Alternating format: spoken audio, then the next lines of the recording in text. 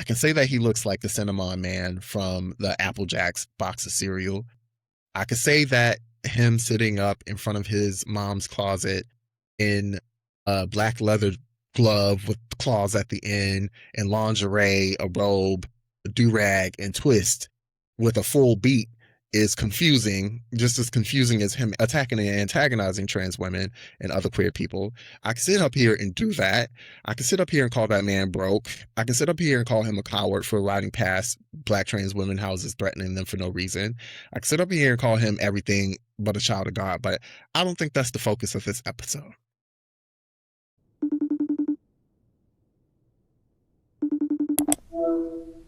Hello, hello, hello. Welcome back to the Freedom Collective podcast. Y'all, thank you so much for the love. I see it.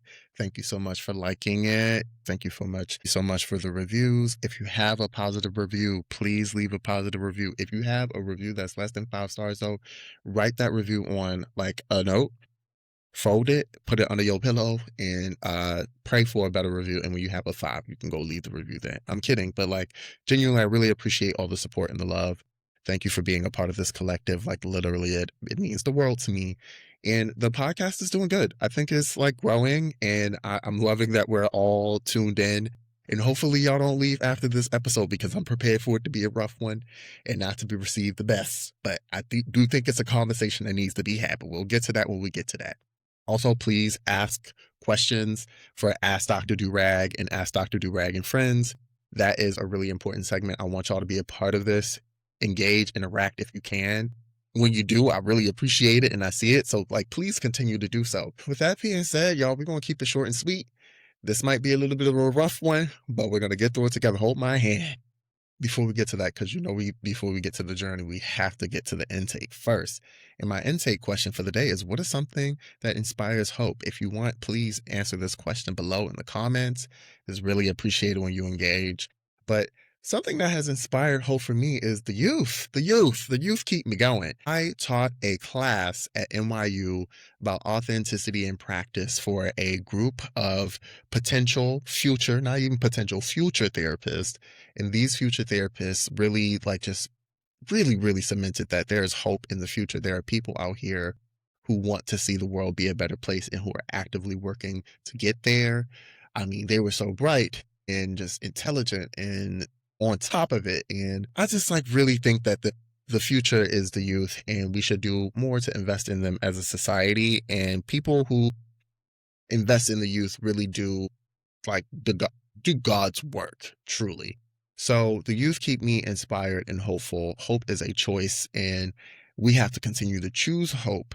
But there are people who are younger than us who are fired up and really ready to make changes. And I think those people deserve to be highlighted, and I think they deserve to be respected. So shouts out to the youth. The youth keep me inspired and hopeful. And I hope that you can comment below and tell me what's something that inspires you.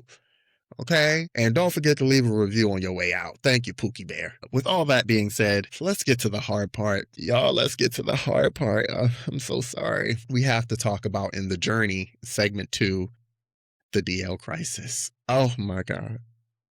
Oh my God. Yes, y'all, we will be talking about the DL crisis. This has been something that has been permeating internet spaces for the longest and has reached a head with lawsuits being filed, people getting protection orders against other people rioting past people's houses, DL whisperers and DL yellers. We have to address it all. And I want to try my best to provide as much context as possible so we can all feel heard, because when I have commented on this issue on the internet, I ultimately hear a lot of women saying, you're not listening, you don't hear us.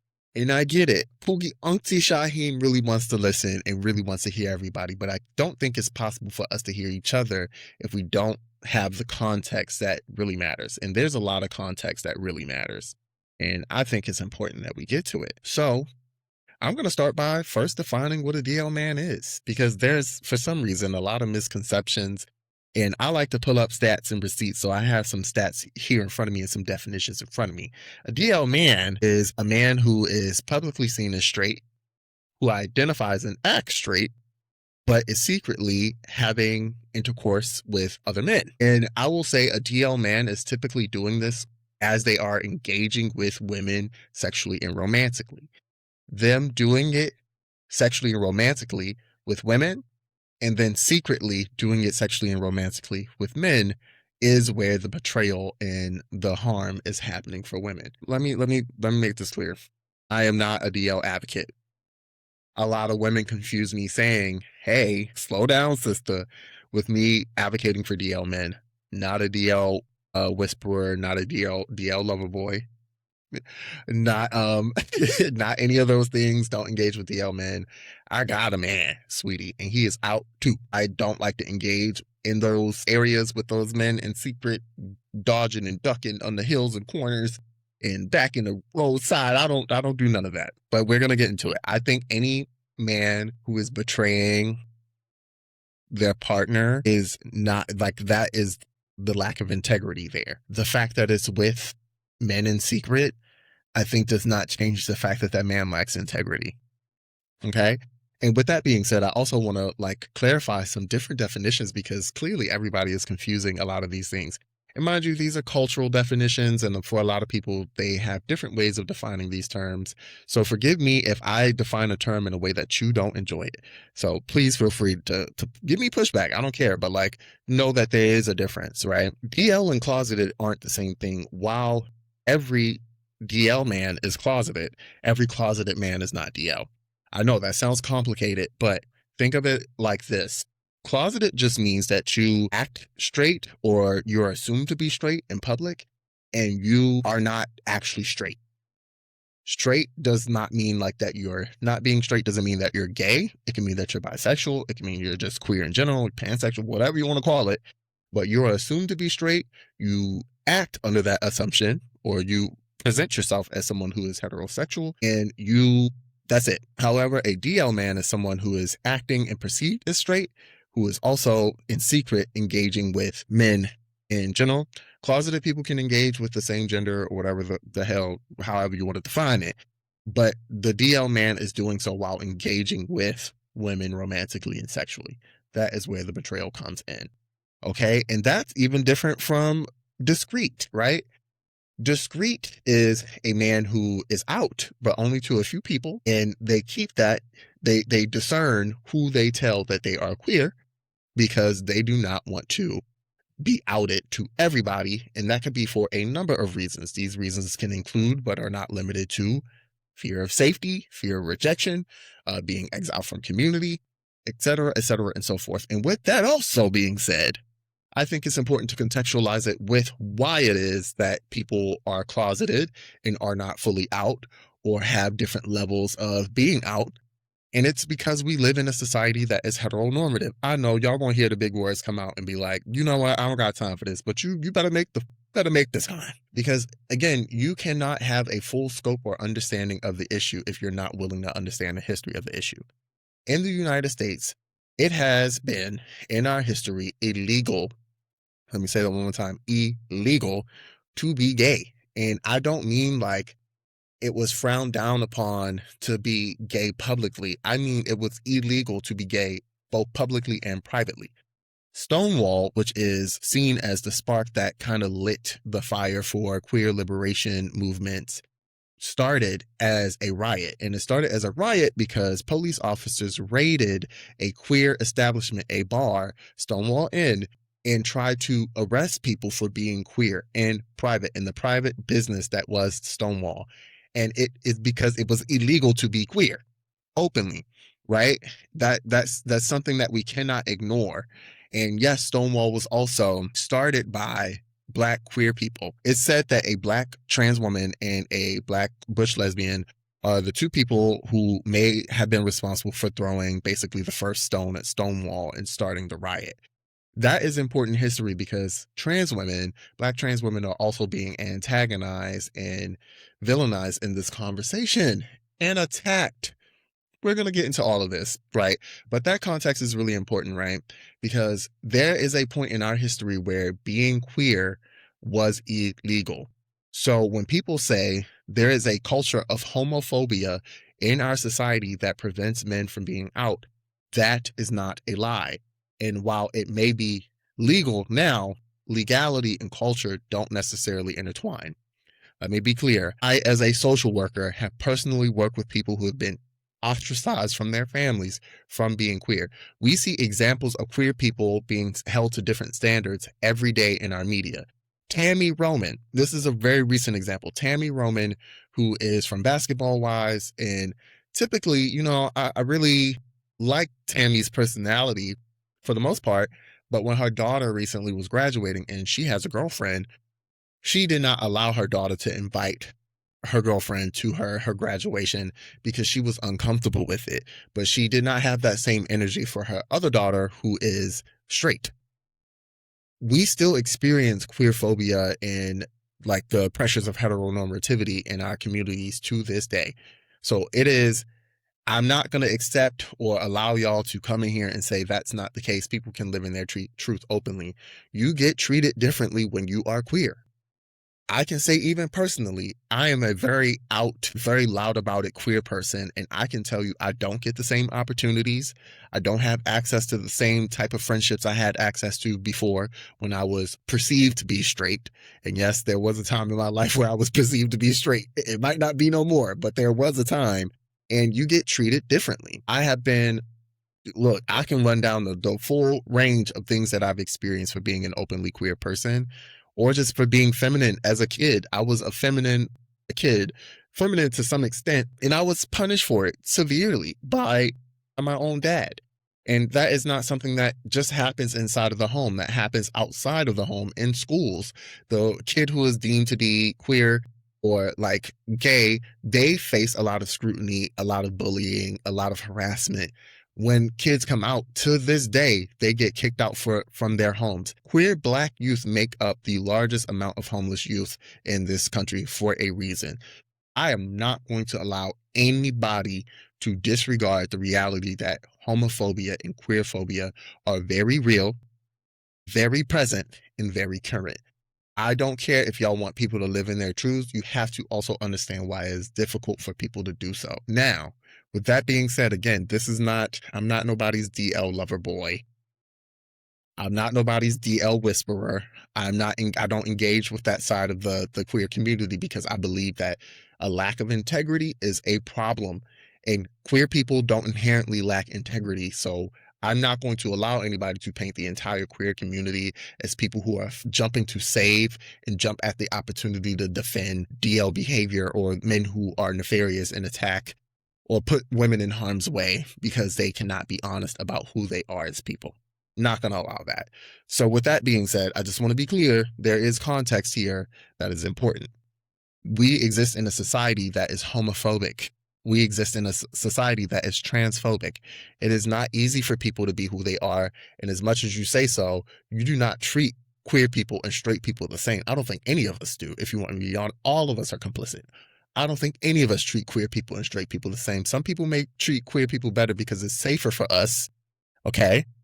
But some of you treat queer people very harshly and differently. I don't get the same engagement as certain other straight podcasters or certain other straight influencers / content creators. I don't get the same access or treatment. I don't have the same audience because the reality is you do not have as much access as a queer person in this society, in this culture. We don't get the same access and opportunities. If Ray Monte was straight, and this is just an example, love Ray Monte down, I'm sure Ray Monte would be a super mega superstar by now. And he already is, don't get me wrong, but he would be much further if he was straight.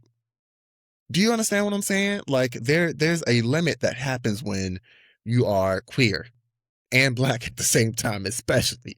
So I won't have this conversation if we can't acknowledge that. And if you refuse to acknowledge that being queer is something that gets you treated differently and that is often punished, you can look at examples like that girl who was yelling at and trying to punish her infant child. Yes, an infant, like somebody who wasn't even walking yet, for having mannerisms that she deemed to be feminine. It's some girl. It's like I think it's one of them rapper baby mama's cousins or some stuff like that. Like it's too many of those girls for me to keep up. I'm gonna be honest with you. But if you can witness her like policing her child's expressions because she was afraid that those expressions were queer, if you can see that, if you can see women telling their sons not to cry, men do it worse. Please, I'm not singling out women when I say that, but this is an example I'm thinking of in my head that I seen recently. Like, if you can see people telling their children, their sons, not to cry, not to be emotionally expressive because they don't want them to be associated with queerness, if you can't see that, if you refuse to acknowledge those things, there is no conversation to be held. But for the people who can acknowledge that there is a difference when a person is queer, how they're going to be treated in society, if you're willing to do that, we can continue this conversation. I just got to get the context. I gotta get the context going. But yeah, you're treated vastly differently and you have limited opportunities. I Let me be clear, when as a queer black person, I don't get hit up by black media often. I don't get invited into black media spaces often. And it is something that does like hurt because it's like I love my people, but there are people who automatically assume that you don't love your people just because you're queer. That's ridiculous because again, queer people, black queer people have been at the forefront of a lot of black liberation movements. Okay. Shouts out to James Baldwin. He up on the wall. Okay, thought leaders, people who participate actively in like freeing our people. I'll even say this: there's this assumption, and it's been made about me a few times in my life, like you like white men just because I'm gay. I have never let a white man lay his head down next to mine, and I won't be doing it. I'm very much so pro black love, and I don't care what you do with you and yours. I know me and mine, we are going to be black, BLACK, black. But there's assumptions that happen when you're queer, black and queer. I don't get the same opportunities. I don't get hit up by these spaces. And frankly, the same thing happens on the queer side when you're black and queer.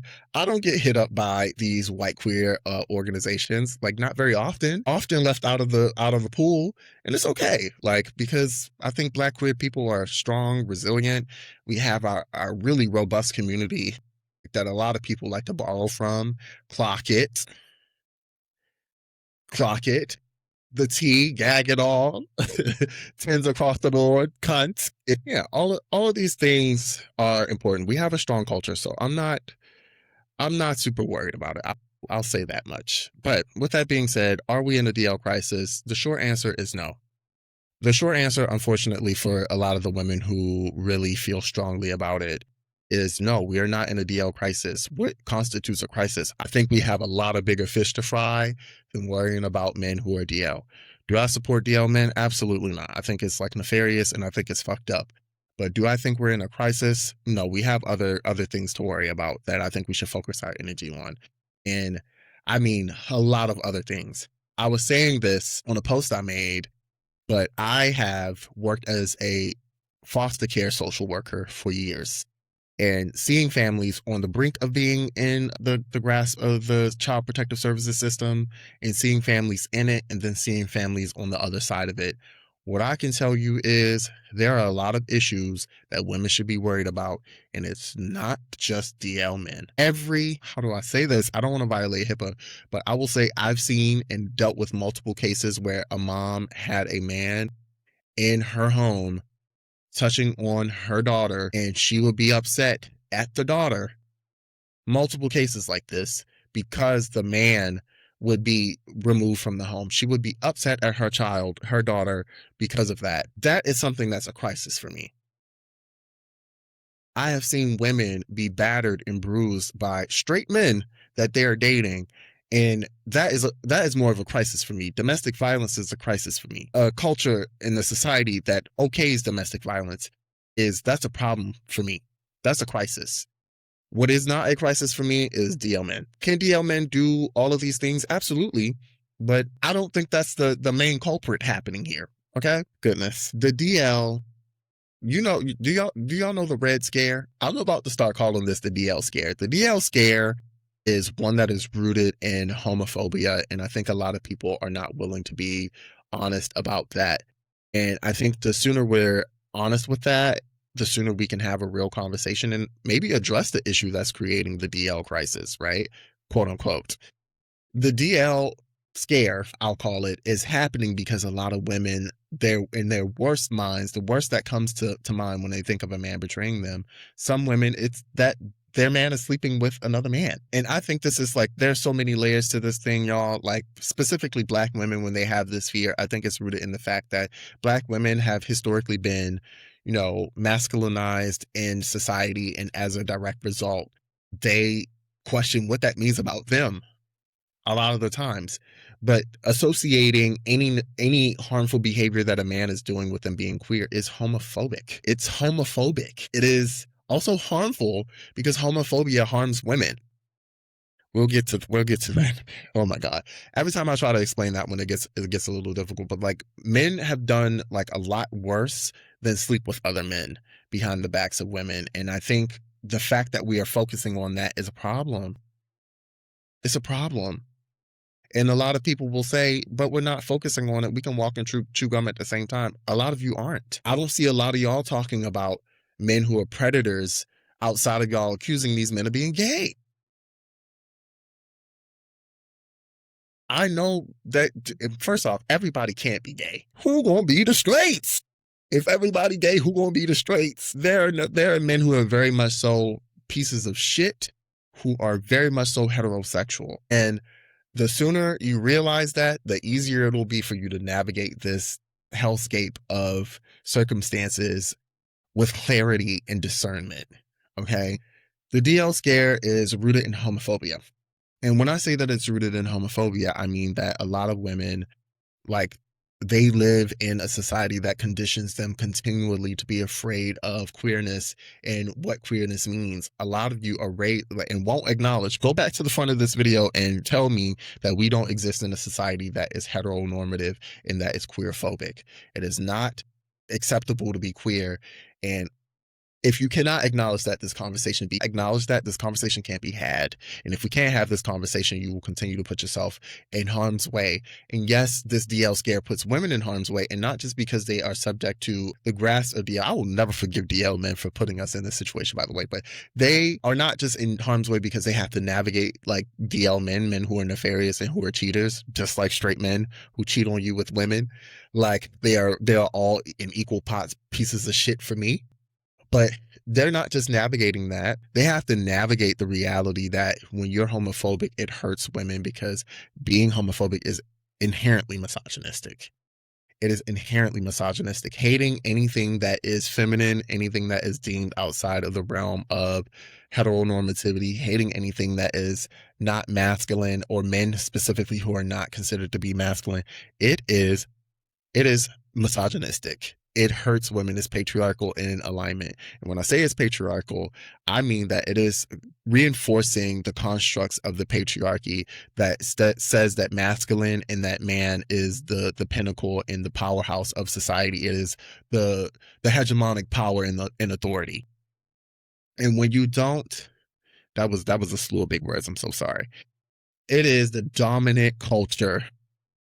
When you participate in homophobia, you participate in reinforcing the ideals, the ideologies of the dominant culture of heteronormativity. And when you do that, you are inherently contributing to the harm of women. This is why I also tell women all the time, men who are openly, viscerally homophobic, those men hate women. A lot of people go the route of thinking, oh, those men are secretly gay. No, those men hate women, because they hate anything that is not masculine, and they hate femininity. They hate women too.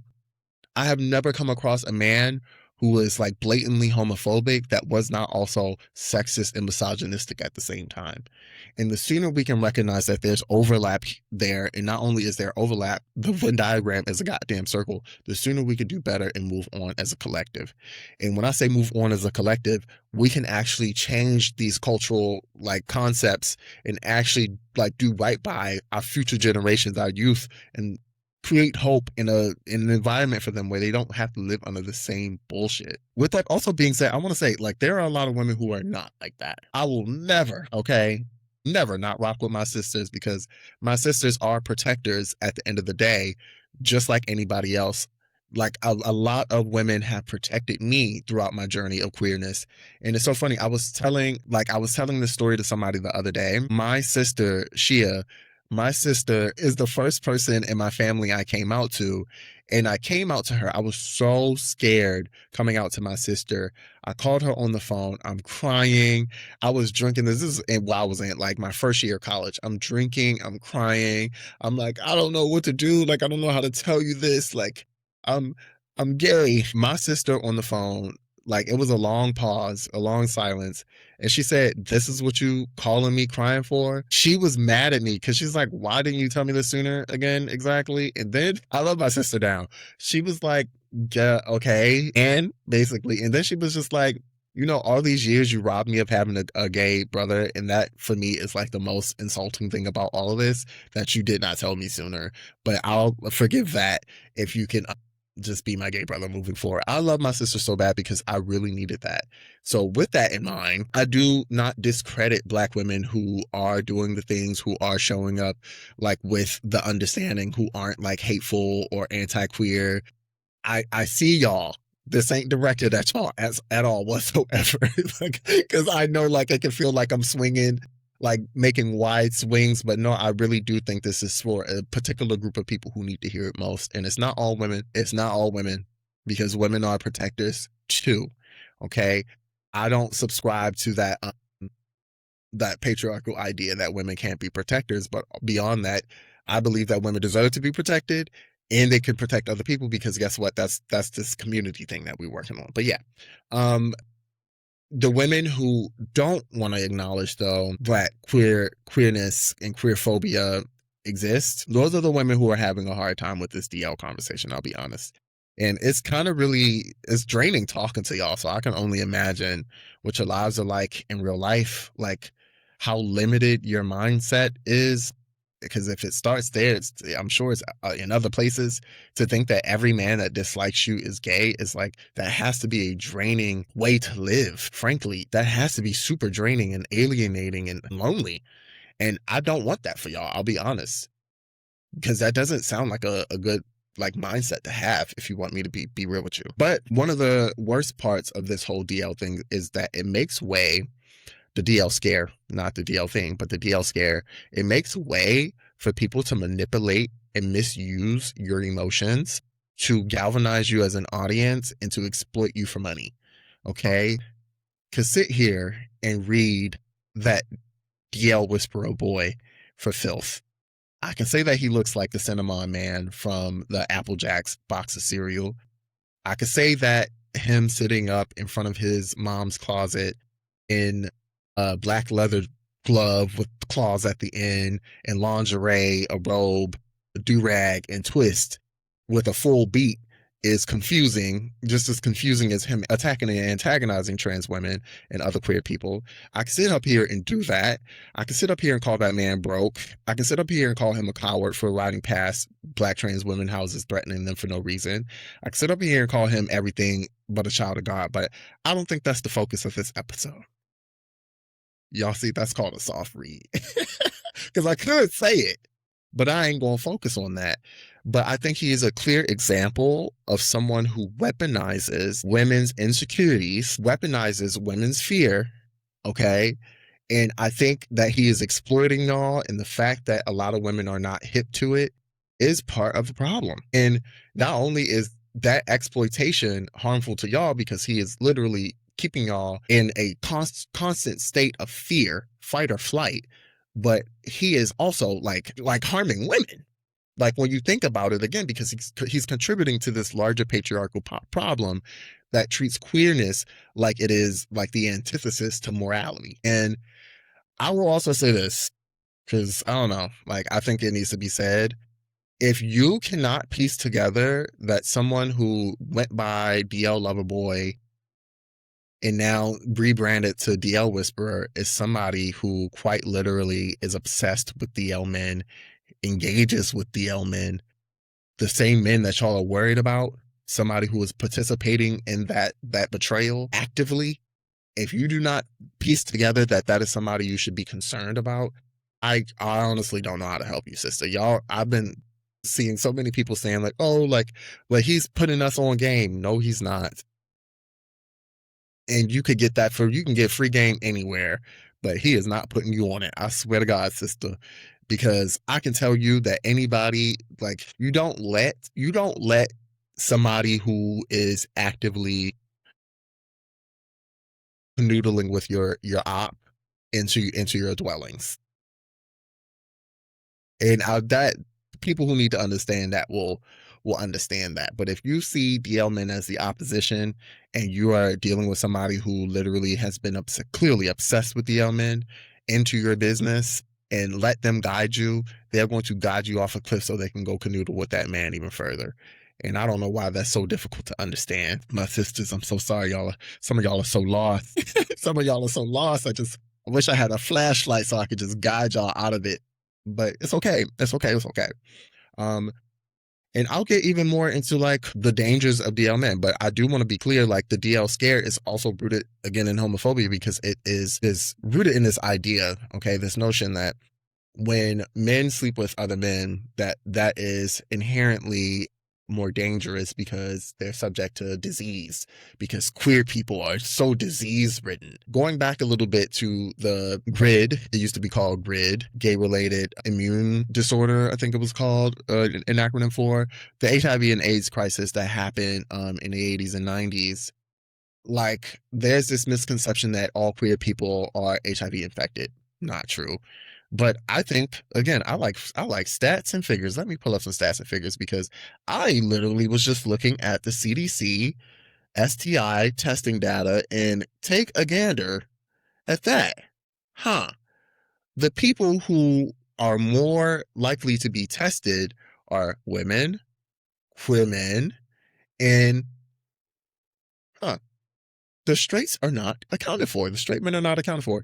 Straight men, 38% of them report.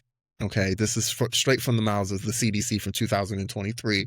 Only 38% of heterosexual men get tested for STIs. That means when they're sleeping with all of these girls unprotected and coming back to you, that they are not getting tested in between typically. And they typically cite that being monogamous is enough of a reason for them not to get tested for anything.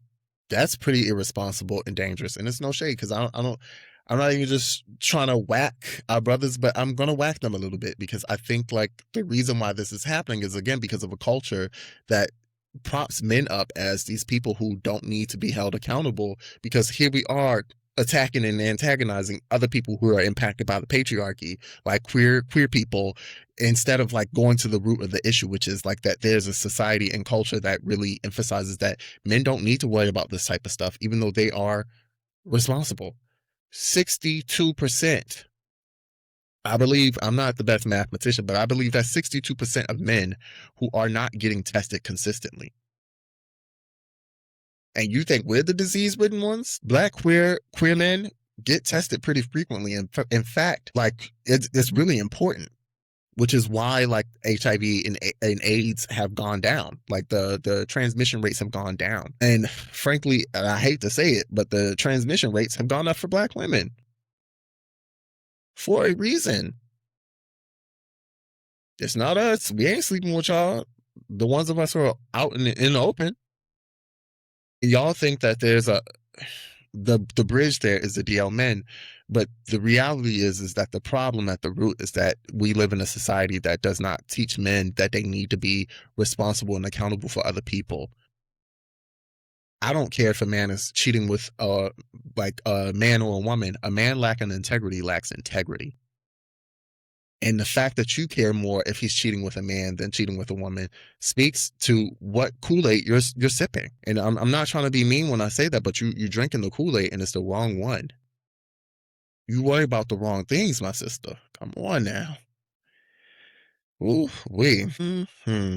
So again, when you allow people to get in your head and to weaponize your fear, your insecurity around whether or not a man is straight or not, like when you let them like keep you in this constant state of fight or flight. I was talking about how people who constantly keep you triggered and fearful, like they seek the game because that being triggered and fearful triggers your amygdala, which is constantly scanning for fear. And it, at times when your system is flooded, can cut you off from your frontal lobe, which is responsible for processing and thinking through things. And that being disconnected means it's easier to manipulate you. So you need to be mindful of people who are keeping you in that constant state of fear. And I don't know how many ways we can say this or how many clear signs there can be, but like people who seek to keep you fearful are also seeking to manipulate you. Like 9 times out of 10, I think like if you're not coming with ways of like, okay, this is how you can connect with the people you want to connect with, but all you're saying is everybody who you think you want to connect with is out to get you, it's a problem. I knew it was a problem. I already knew it was a problem. Let me not even say this. I knew this was a problem long before, but I knew it was really a problem when y'all sat up there and let that man call Keith Lee, who is known for, he started off cooking for his wife who was recovering from giving birth, cooking for his family, a family man, someone who's vocal, someone who is adamant in giving back to community, someone who is like showing up, speaking up, even though he don't have to, someone who is a very positive example of a Black man, that thing that we need, that y'all say that y'all want, a very clear positive example of a Black man who is doing good in this world, who loves openly on his Black wife and his Black children, his Black daughters, and accusing him of being DL simply for sitting next to someone in his field who happens to be queer. And y'all don't seem to be able to piece it together that the problem might be homophobia and not that men are DL. And I'm so glad that I'm calling it the DL scare, because it really does give the Red Scare McCarthyism when we're accusing any and everybody of being communist. There's nothing wrong with being communist, by the way. That's a sidebar. But accusing any and everybody of being communist on the side of the Russians just because we're fearful. And it does nothing for anyone. If anything, it hurts people. And I just like really hope that this conversation can help us move in a different direction, because it's really getting ridiculous. And I just want to say again, I don't want to attack or antagonize the women who are susceptible to this, because I don't even necessarily blame you, because that would be ridiculous, blaming women for the patriarchy. But I do think like you should be a little bit more cognizant.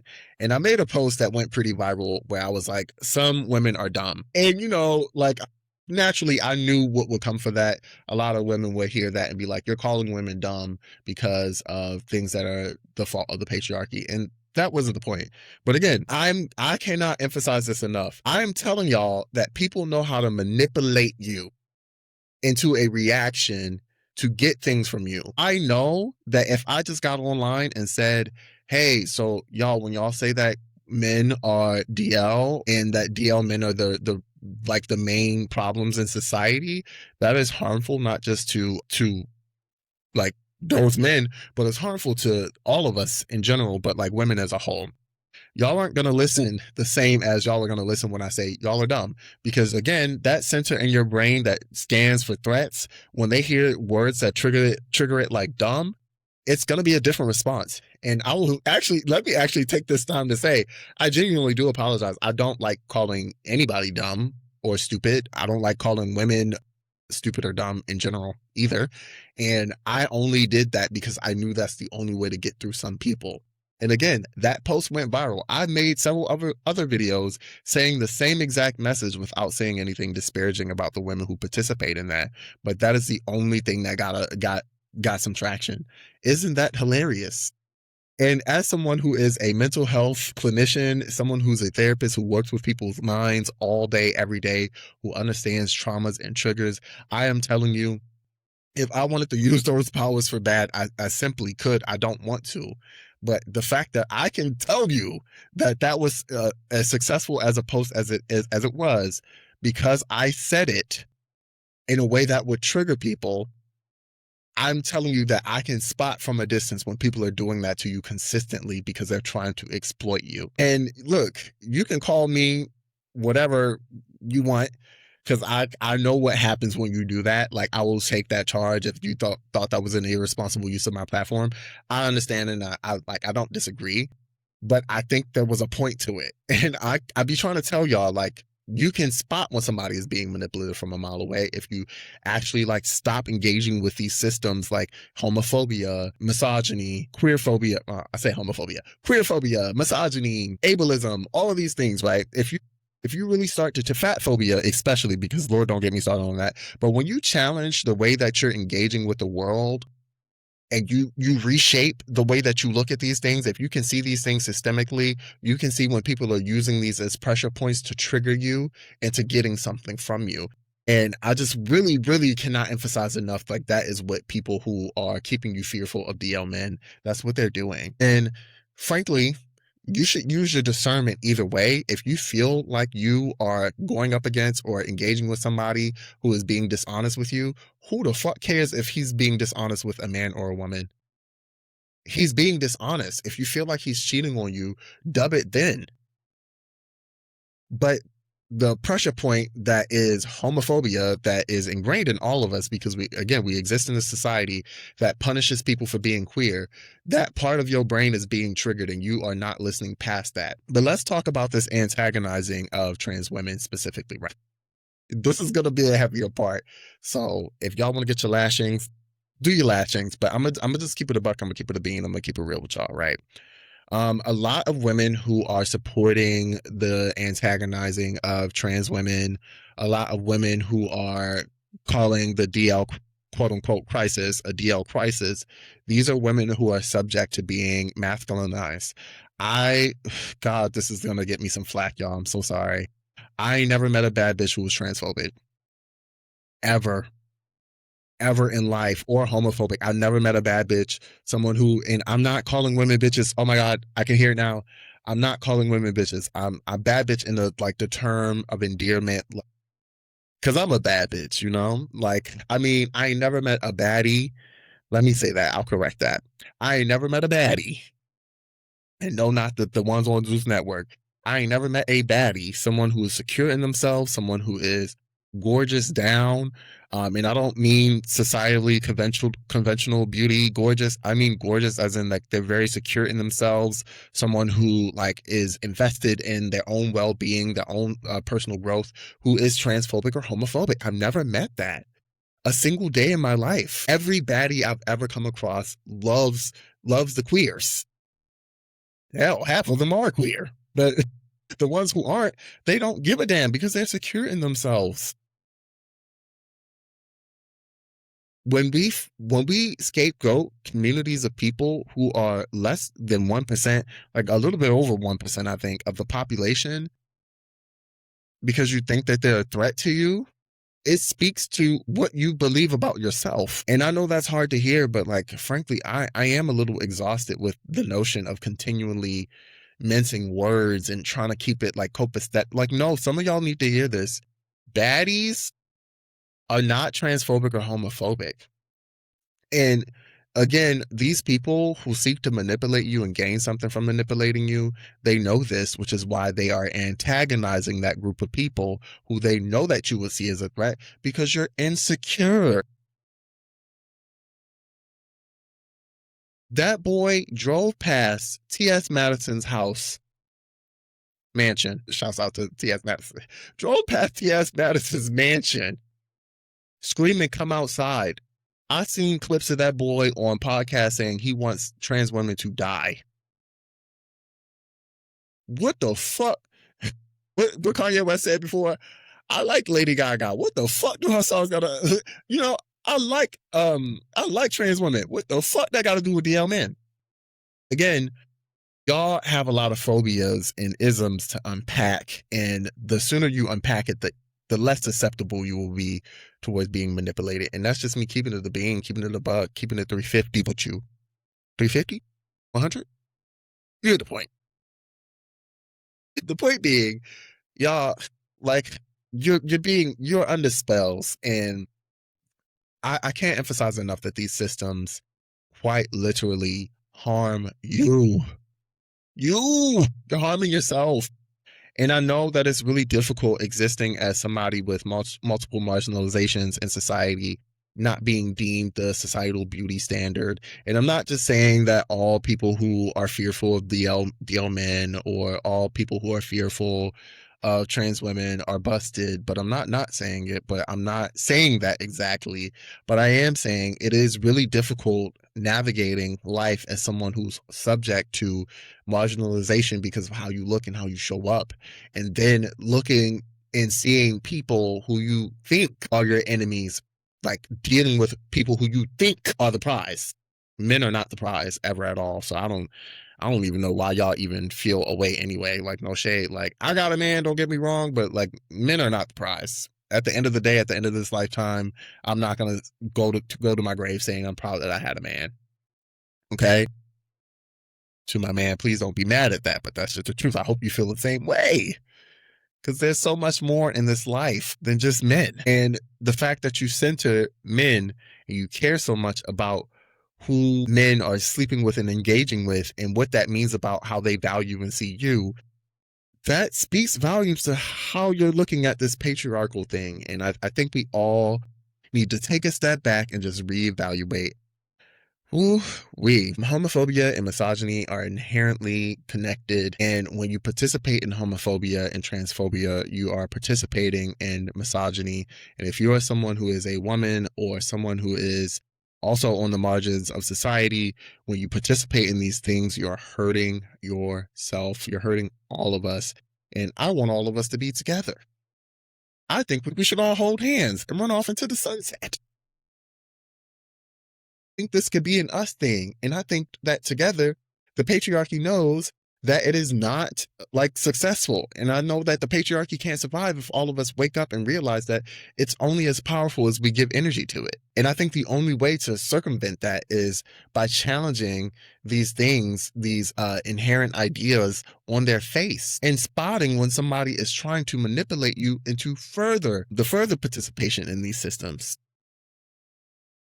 And we owe it to each other. I apologize for saying some women are stupid because they refuse to understand that homophobia and transphobia are misogynistic. I do apologize for that because that language was just to start the conversation, but I hope that the conversation doesn't stop there. I don't want this to be like me antagonizing or attacking women because I frankly don't think it's women's fault because women didn't create these systems that are harming all of us. But I do think women who participate in it should take a step back. I'm not trying to be your op. I'm trying to be your ally. But it's hard to be allied with people who view you as less than human because you're queer, or who view you as inherently evil, as a pet, or as someone who should shut the fuck up and sit down because you're queer. It's hard to be allied with someone who antagonizes women just because they're not cisgender. And you know what? With that being said, because I think I done yapped a lot about it, let's move on to Ask Dr. Durag. Because y'all, I want y'all to know at the end of the day, I really do value women, my sisters, my peoples, as I would say. And I hope that y'all know that like we cannot do this without each other. And I do understand that women take care of yourselves. Trust me, I'm not trying to invade or like superimpose myself in women's spaces because I believe those spaces serve a purpose and function that don't need me in it.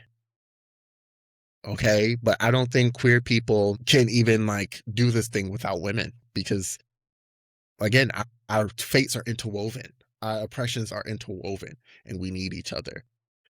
It don't get dismissed either. Matter of fact, let's roll it back to the segment. Queers who are misogynistic, especially gay men, I'm on that ass next, but that's going to be another episode. But that episode will be coming. So please don't mistake any of this for me saying like that queer men are not like culpable in perpetuating misogyny and patriarchy. But that will be a specific episode. I actually want to do an episode. Y'all let me know what y'all think. But I wanted to do an episode specifically breaking down the way that gays engage with pop in media because they are constantly, in my opinion, like debasing and dragging down and antagonizing women. And I think we need to have a conversation about that. But this is going to be a conversation about this right now. But that conversation is coming. Yeah. All of that being said, Sisters, love you down. Like literally, I know that we don't always see eye to eye, but that's how community works. We're not always going to see eye to eye. The messaging isn't always going to hit every single time, but we do have to do this thing together. Okay, ask Dr. Durag. I'm coming up with a question today. There are questions, but I'm going to come up with a question today because another question is okay, with this whole DL man conversation, one of the main questions is how do you spot when a man is DL? And since y'all have been listening to somebody who's trying to manipulate y'all to get something out of y'all, I'm going to actually give you the answer, but I'm going to give you the answer in a way that is real, that isn't, I don't need anything from y'all for me to give you this answer. I don't want to following around this. The best way to spot when a man is DL or on the down low is by trusting your discernment. If he is cheating with anybody, that's low enough. I don't care if it's a girl, I don't care if it's with a guy. Leave that nigga alone. But also, yeah, DL men are people who are homophobic. Openly, at least, typically. A man can dribble a ball and be straight. By the way, that boy who looked like a cinnamon stick, and I say that because he does remind me of the cinnamon man from the Applejacks thing. Not in an anti-black way, because I do think his skin is gorgeous. Skin is gorgeous. I will always give a girl her tens where they deserve their tens, but the spirit is nasty and it's showing up in the way that you present yourself. But all of that to say, I saw him say if he plays a sport with a ball, he's DL. That's absolutely insane and ridiculous. Like my nephew, he's like 12, is a really, really good sports player. I don't know what y'all call it. Athlete. Is my nephew DL? Like it's just like to say, like, it's so ridiculous when you go on these manhunts. You don't know until you know whether or not a person is like whatever the fuck. But if you feel like in your heart of hearts that somebody is betraying you, that's enough of an answer right there. Who cares if they're DL? Leave that nigga.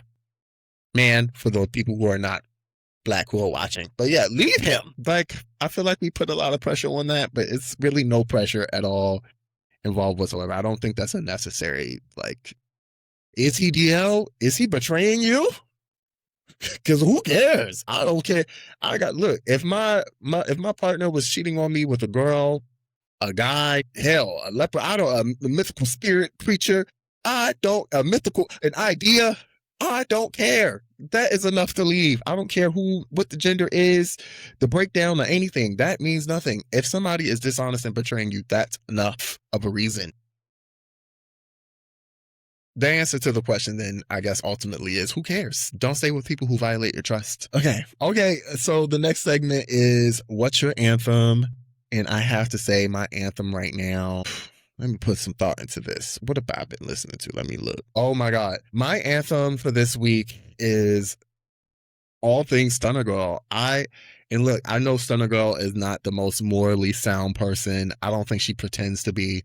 But I will say Stunner Girl's music is so fun. And when I do feel like I need to get the debauchery out of my system, I love listening to Stunner Girl. She's she's so comical to me. And she's so serious, but it's so hilarious. So I am going to say all of Stunner Girl's music, it's so funny. It is so funny. And like, if you have not gotten into Stunner Girl is hilarious. She has that one song with JT, do do do, $1 million bitch with $1 million plan. Like she has a couple bops, but she is, from what I hear, not the best person. I don't know her personally, so I'm not going to live with that. But the things I've seen her do, I don't know. That might not be too far fetched. And lastly, though, before we wrap this out, the toolkit. Okay, one thing that I'm going to suggest for today's toolkit is a book. I don't know if I suggested this yet, but Healing the Shame That Binds You is a book that really does help to unravel you from toxic shame. If you don't know what toxic shame is, it's like internalized shame.